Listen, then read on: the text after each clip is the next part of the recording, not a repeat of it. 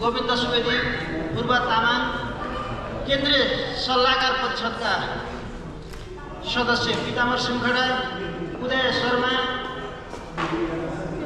लेखा विभागका लेखा आयोगका चाहिँ सदस्यहरू कमरेड गणबहादुर अधिकारी, जगन्नाथ अधिकारी लगायत विद्यार्थी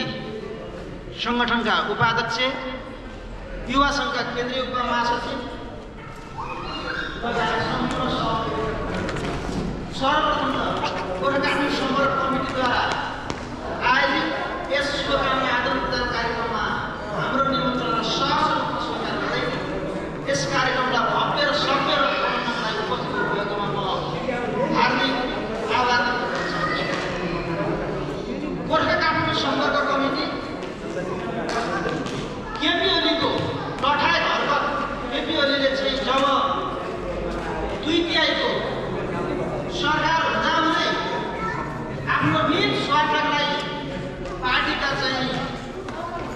वरिष्ठ नेता पूर्व प्रधानमन्त्री माधव नेपाल जस्ता पार्टीका अग्रजहरूलाई जसरी चाहिँ पार्टीमा चाहिँ यो अन्यायपूर्ण ढङ्गले चाहिँ व्यवहार गर्नुभयो, त्यसबाट हामीले चाहिँ नेकपा काङ्ग्रेसमा विद्रोह गर्यो। गोर्खा जिल्ला सम्पर्क कमिटी पहिलो कमिटी हो 77 जिल्लामा विद्रोह गर्ने कमिटी।